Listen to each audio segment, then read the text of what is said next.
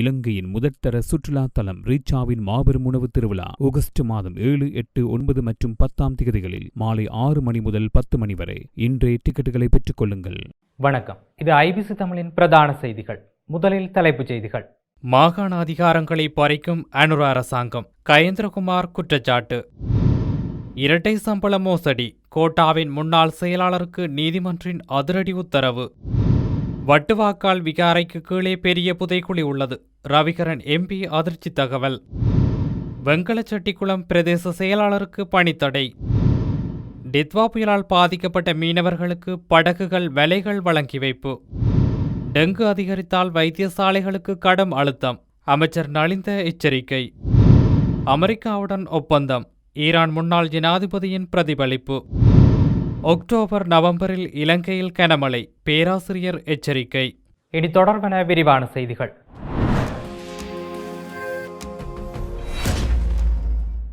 மாகாணத்தில் உள்ள அதிகாரங்களை மத்திக்கு கொண்டு செல்வதில் புதிய அரசாங்கம் முனைப்புடன் செயற்பட்டு வருவதாக நாடாளுமன்ற உறுப்பினர் கயேந்திரகுமார் பொன்னம்பலம் தெரிவித்தார். நேற்று யாழ்ப்பாணத்தில் கட்சி அலுவலகத்தில் இடம்பெற்ற ஊடகவியலாளர் சந்திப்பின் போது இதனை சுட்டிக்காட்டியுள்ளார். நேற்றைய தினம் தெல்லிப்பளை பிரதேச செயலக அபிவிருத்தி குழு கூட்டத்தில் தெல்லிப்பளை புற்றுநோய் வைத்தியசாலையை மாகாண அரசிடமிருந்து முழுமையாக மத்திய அரசாங்கத்திடம் ஒப்படைக்க வேண்டும் என கூட்டத்தின் தலைவர் நாடாளுமன்ற உறுப்பினர் ஸ்ரீ பவானந்த ராஜா தெரிவித்ததனைத் தொடர்ந்து மாகாண அதிகாரம் அனைத்தையும் மத்திக்கு கொண்டு செல்லும் நோக்கில் குறித்த அரசாங்கம் செயற்பட்டு வருவதாக குறிப்பிட்டார். யாழ்ப்பாணம் போதனா வைத்தியசாலையினை ரணில் விக்ரமசிங்க ஜனாதிபதியாக இருந்த காலத்தில் தேசிய வைத்தியசாலையாக உயர்த்த வேண்டும் என்ற கருத்தினை தெரிவித்திருந்தார். ஆனால் இந்த அரசாங்கம் ஆட்சிக்கு வந்து நிறைவேற்றவில்லை. தேவையான வசதிகளை போதனா வைத்தியசாலைக்கு வழங்கவில்லை. போதனா வைத்தியசாலைக்கு வழங்கப்படும் அபிவிருத்திகள் அனைத்தும் புலம்பெயர் தமிழர்கள் தமது நாட்டிலிருந்து கொண்டுவரப்பட்ட அபிவிருத்திகள் எனவும் தெரிவித்தார். எனவே அரசாங்கம் வடக்கில் உள்ள வைத்தியசாலைகளை அபிவிருத்தி செய்யாது அனுராதபுரம் வைத்தியசாலையினை தேசிய வைத்தியசாலையாக மாற்றுவதற்கான நடவடிக்கைகளை மேற்கொண்டு வருகிறது.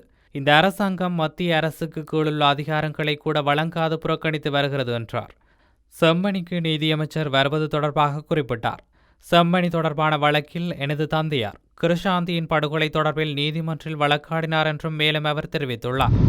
மத்திய குற்றவியல் விசாரணை பணியகத்தினால் கைது செய்யப்பட்ட முன்னாள் ஜனாதிபதி கோட்டாபய ராஜபக்சவின் முன்னாள் தனிப்பட்ட செயலாளரான சுகேஸ்வர பண்டார் எதிர்வரும் ஜூலை மாதம் 1ஆம் திகதி வரை விளக்கமறியலில் வைக்கப்பட்டுள்ளார். அவரை நேற்று மாலை கோட்டை நீதிவான் நீதிமன்றில் முன்னிலைப்படுத்திய போதே இந்த உத்தரவு பிறப்பிக்கப்பட்டுள்ளது. ஜனாதிபதி விசேட விசாரணை ஆணைக்குழுவின் ஊழல் எதிர்ப்பு குழுவினால் ஜனாதிபதி செலவின தலைப்பின் கீழ் இடம்பெற்ற பண மோசடி தொடர்பாக மத்திய குற்றவியல் விசாரணை பணியகத்திற்கு முறைப்பாடொன்று கிடைக்கப்பெற்றிருந்தது. அதற்கமைய மேற்கொள்ளப்பட்ட விசாரணையில் சுகேஸ்வர பண்டார் 2022ஆம் ஆண்டில் முன்னாள் ஜனாதிபதி கோட்டாபய ராஜபக்சவின் செயலாளர்களில் ஒருவராக பணியாற்றியுள்ளதுடன் அதே கால பகுதியில் அன்றைய ஜனாதிபதி செயலகத்தின் திட்டப்பணிப்பாளராகவும் கடமையாற்றியுள்ளார். அந்த விசாரணைகளின் விளைவாக ஜனாதிபதி செலவின தலைப்பின் கீழ் அவர் 2 பதவிகளுக்கான சம்பள பணத்தை பெற்றுக்கொண்டார் என்ற குற்றச்சாட்டின் பேரில் நேற்று கொள்ளுப்பட்டி பகுதியில் வைத்து கைது செய்யப்பட்டார். சந்தேக நபர் குறித்த பதவிகளை வகித்துக் கொண்டிருந்த போது அரச வாகனங்களை துஷ்பிரயோகம் செய்தமை மற்றும் அதன் ஊழியர்களை அரசியல் நடவடிக்கைகளில் ஈடுபடுத்தியமை தொடர்பிலும் அந்த பிரிவு மேலதிக விசாரணைகளை மேற்கொண்டு வருவதாக போலீஸ் ஊடக பிரிவு விடுத்துள்ள அறிக்கையில் தெரிவிக்கப்பட்டுள்ளது. செம்மணி மனித புதைக்குழியில் பிஞ்சு குழந்தைகள், சிறுவர்கள், பெரியவர்கள் என தமிழ் மக்கள் குடும்பமாக கொல்லப்பட்டு புதைக்கப்பட்டுள்ளனர். இது தற்சமயம் இலங்கையின் மிகப்பெரிய மனித பேரவலத்தின் சாட்சியாக உருவெடுத்திருக்கும் நிலையில் இதற்கு சர்வதேச நாடுகளும் இலங்கை அரசும் என்ன பதிலை கூறப்போகின்றன என்று இலங்கை தமிழரசு கட்சியின் வன்னி மாவட்ட நாடாளுமன்ற உறுப்பினர் துரைராசா ரவிகரன் கேள்வி எழுப்பியுள்ளார். அத்துடன் முல்லைத்தீவு வட்டுவாக்கால் விகாரைக்கு கீழே அகழ்வு பணிகளை மேற்கொண்டால் இந்த செம்மணியை விடவும் பல மடங்கு பெரியதொரு மனித புதைகுழி அடையாளம் காணப்படும் என்றும் அவர் குற்றச்சாட்டொன்றை முன்வைத்துள்ளார். செம்மணி மனித புதைகுழி விவகாரம் மற்றும் வடக்கு கிழக்கில் உள்ள ஏனைய புதைகுழிகள் குறித்து ஊடகங்களுக்கு கருத்து தெரிவிக்கும் போதே அவர் இதனை குறிப்பிட்டுள்ளார். இது குறித்து அவர் மேலும் தெரிவித்ததாவது: எங்களுடைய தமிழினத்தின் மீதான திட்டமிட்ட அழிவுகளை இலங்கை அரசினுடைய ஒவ்வொரு ஆட்சியாளர்களும் தொடர்ச்சியாக செய்து கொண்டே வந்திருக்கிறார்கள். ஏற்கனவே ஆட்சியில் இருந்தவர்கள் எமது இனத்தை வன்முறையாக அளித்தமைக்கான அசைக்க முடியாத சாட்சிகள் இயற்கையின் நீதியால் தற்போது ஒவ்வொன்றாக வெளிப்பட்டு கொண்டிருக்கின்றன. செம்மணியில் தற்போதைய அகழ்வுகளின் மூலம் வெளிவரும் உண்மைகள் உலகத்தையே உலுக்கியுள்ளன. தமிழர் தாயக பகுதிகளில் இன்னும் எத்தனையோ இடங்களில் இவ்வாறான மனித புதைகுழிகள் ரகசியமாக மூடி மறைக்கப்பட்டுள்ளன. அவற்றை முறையாக தோண்டத் தொடங்கினால் இன்னும் பேரதிர்ச்சியை தரும் வகையிலான மனித இன்பு குவியல்கள் தொடர்ச்சியாக கிடைத்து கொண்டே இருக்கும். குறிப்பாக முல்லைத்தீவு வட்டுவாக்கால் பகுதியில் அமைந்துள்ள விகாரைக்கு கீழே அகழ்வுகளை மேற்கொண்டால் செம்மணியை விட மிகப்பெரியதொரு மனித புதைகுழி வெளிச்சத்துக்கு வரும். இதற்காக அந்த விகாரையை உடைத்துத்தான் அகழ்வு பணிகளை முன்னெடுக்க வேண்டும் என்பதில்லை. தற்கால நவீன தொழில்நுட்ப கருவிகளை பயன்படுத்தி ஸ்கேன் செய்வதன் மூலமே அங்கு நிலத்தடியில் எத்தனை ஆயிரக்கணக்கான இன்பு தொகுதிகள் புதைக்கப்பட்டுள்ளன என்பதை துல்லியமாக ஆராய்ந்து அறிய முடியும். இதேபோல் கோப்பாப்புலவு போன்ற இராணுவ கட்டுப்பாட்டில் இருந்த மற்றும் இருக்கின்ற பல இடங்களில் பாரிய மனித புதைக்குழிகள் இருக்கலாம் என அப்போது மக்கள் இன்றும் பல அச்சத்துடன் இருக்கின்றார்கள். வடக்கு மற்றும் கிழக்கு மாகாணங்களின் பெரும்பாலான இடங்களில் அப்பாவி பொதுமக்கள் கொடூரமாக கொலை செய்யப்பட்டு கூட்டம் கூட்டமாக புதைக்கப்பட்டிருக்கிறார்கள். சந்தேகத்திற்குரிய அந்த மனித புதைக்குழிகள் அனைத்தும் சர்வதேச கண்காணிப்பின் கீழ் முழுமையாக தோண்டப்பட்டு விசாரணைகள் நடத்தப்பட வேண்டும். இந்த விவகாரத்தில் சர்வதேச சமூகம் நேரடியாக தலையிட்டு பாதிக்கப்பட்ட தமிழ் மக்களுக்கு பாரபட்சமற்ற நீதியை பெற்றுத்தர வேண்டும் என்பதே எங்களின் பிரதான எதிர்பார்ப்பாகும் என்றும் அவர் மேலும் தெரிவித்துள்ளார். வவுனியா மாவட்டத்தின் வெங்கலச்செட்டிக்குளம் பிரதேச செயலகத்தின் பிரதேச செயலாளராக கடமையாற்றி வந்த ஸ்லோயினி குகன் பொதுச் சேவைகள் ஆணைக்குழுவினால் பணித்தடை செய்யப்பட்டுள்ளார். வவுனியா மாவட்ட கமநல அபிவிருத்தி திணைக்களத்தின் உதவி ஆணையாளராக அவர் பணியாற்றிய காலப்பகுதியில் இடம்பெற்றதாக கூறப்படும் ஒரு நடவடிக்கை தொடர்பில் இலஞ்சம் அல்லது ஊழல் பற்றிய சார்துதல்களை புலனாய்வு செய்வதற்கான ஆணைக்குழுவால் இலஞ்ச சட்டத்தின் கீழ் உயர்நீதிமன்றத்தில் வழக்கு தாக்கல் செய்துள்ளது. இதனையடுத்து பொதுச் சேவைகள் ஆணைக்குழுவானது அவரை பணியிலிருந்து இடைநிறுத்தும் நடவடிக்கையை மேற்கொண்டுள்ளது. டித்வா புயலால் பாதிக்கப்பட்ட மீனவர்களுக்கு படகுகள் மற்றும் வேலைகள் கடற்றொழில் அமைச்சினால் வழங்கி வைக்கப்பட்டுள்ளன.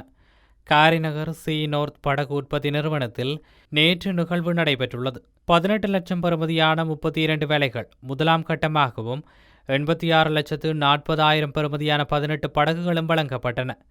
சுமார் 4.80 லட்சம் பெறுமதியான 18 படகுகளில் ஜாழ்ப்பாணம் மாவட்டத்திற்கு 3 படகுகளும் அதில் நெடுந்தீவிற்கு 2 படகுகளும் காரைநகருக்கு 1 படகுகளுமாக முல்லைத்தீவு மாவட்டத்திற்கு 13 படகுகளும் அதில் கொக்குளாய் 6, நாயாறு 3, பெரிய கருப்பட்டி 1, அலம்பில் 1, முகத்துவாரம் 1, செம்மலை 1 பிரதேச மீனவர்களுக்கும் மன்னார் மாவட்டத்திற்கு 2 படகுகளுமாக வழங்கி வைக்கப்பட்டன.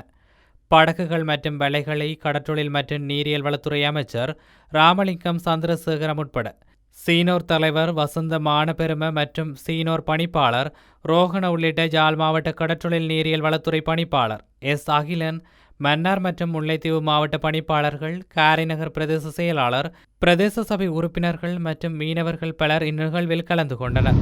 நாட்டில் டெங்கு நோயாளர்களின் எண்ணிக்கை மேலும் அதிகரித்தால் அதனை சமாளிப்பது வைத்தியசாலை கட்டமைப்புக்கு கடினமாகிவிடும் என சுகாதார அமைச்சர் நலிந்த ஜேதிச எச்சரித்துள்ளார். பேருவளை பிரதேச ஒருங்கிணைப்பு குழு கூட்டத்தில் கலந்து கொண்டு உரையாற்றிய அவர், டெங்கு பரவலை கட்டுப்படுத்துவதில் பொதுமக்கள் மற்றும் நிறுவனங்களின் பங்களிப்பு மிக முக்கியமானது என வலியுறுத்தியுள்ளார். வீடுகள், அரசு நிறுவனங்கள் மற்றும் பொது இடங்களை சுத்தமாக பராமரிப்பதன் மூலம் டெங்கு நுளம்புகள் பெருகுவதை தடுக்க முடியும் என அவர் குறிப்பிட்டார். நோயாளர்களின் எண்ணிக்கையை அதிகரிப்பது சுகாதாரத்துறைக்கு கடுமையான அழுத்தத்தை ஏற்படுத்தக்கூடும் என்றும் அமைச்சர் சுட்டிக்காட்டியுள்ளார்.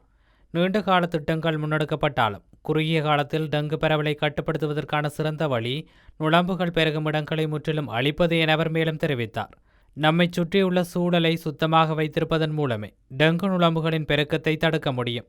இதைவிட அதிகமான நோயாளர்கள் பதிவாக தொடங்கினால் எமது வைத்தியசாலை கட்டமைப்பால் அந்த நிலையை தாங்கிக் கொள்ள முடியாமல் போகும் என அமைச்சர் எச்சரித்தார். மேலும் டெங்கு நோயாளர்களின் எண்ணிக்கை கட்டுப்பாட்டை மீறி அதிகரித்தால் நோயாளர் பராமரிப்பு சேவைகள் பாதிக்கப்படக்கூடும் என்றும் தற்போதைய சூழலில் நிலைமையை கட்டுப்பாட்டுக்குள் வைத்திருக்க இன்னும் வாய்ப்பிருப்பதாகவும் அவர் தெரிவித்துள்ளார். ஈரானுக்கும் அமெரிக்காவிற்கும் இடையே புரிந்துணர்வு ஒப்பந்தம் கையெழுத்தானதை ஈரானின் முன்னாள் ஜனாதிபதி ஹசன் ரூஹானி வரவேற்றுள்ளார். இந்த ஒப்பந்தம் கையெழுத்தானதிலிருந்து உலகின் எந்தவொரு மூலையிலும் உள்ள ஒவ்வொரு ஈரானியரும் தங்கள் ஈரானிய அடையாளத்தில் பெருமிதம் கொள்கிறார்கள் என்றும் அவர் தெரிவித்துள்ளார். எக்ஸ் தளத்தில் வெளியிடப்பட்ட ஒரு அறிக்கையில் ஈரானின் தலைவர்கள் உறுதி, ஞானம் மற்றும் விவேகத்துடன் தேசத்தின் ஒற்றுமையை நிர்வகித்துள்ளனர் என்றும், அதே நேரத்தில் ஆயுதப்படைகள் எதிரியின் இதயங்களில் இராணுவ தோல்வியின் கசப்பான வருத்தத்தை விட்டுச் சென்றுள்ளன என்றும் ருகானி கூறினார்.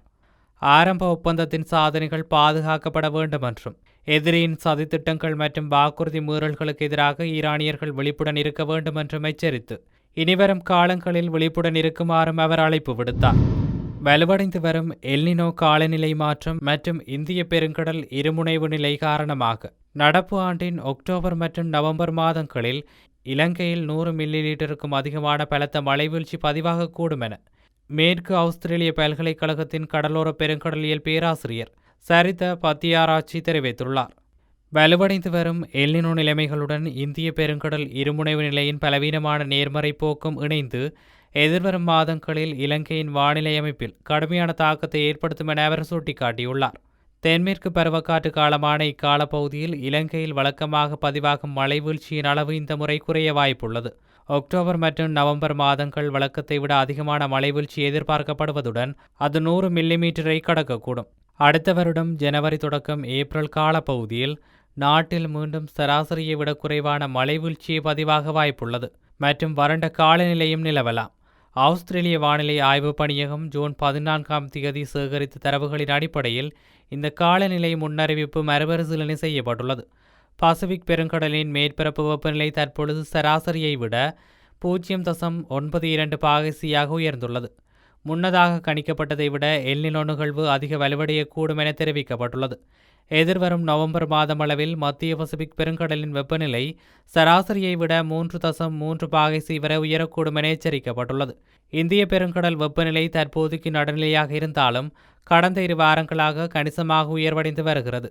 ஜூன் 14 அன்றைய தரவுகளின்படி இந்திய பெருங்கடல் இருமுனை சுட்டன் -0.13 பாகைசியாக பதிவாகியுள்ளது. செய்திகளின் நிறைவாக மீண்டும் தலைப்புச் செய்திகள். மாகாண அதிகாரங்களை பறிக்கும் அனுர அரசாங்கம், கயேந்திரகுமார் குற்றச்சாட்டு. இரட்டை சம்பள மோசடி, கோட்டாவின் முன்னாள் செயலாளருக்கு நீதிமன்றின் அதிரடி உத்தரவு. வட்டுவாக்கால் விகாரைக்கு கீழே பெரிய புதைக்குழி உள்ளது, ரவிகரன் எம்பி அதிர்ச்சி தகவல். வெங்கலச்செட்டிக்குளம் பிரதேச செயலாளருக்கு பணித்தடை.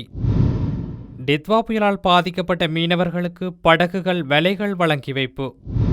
டெங்கு அதிகரித்தால் வைத்தியசாலைகளுக்கு கடும் அழுத்தம், அமைச்சர் நலிந்த எச்சரிக்கை.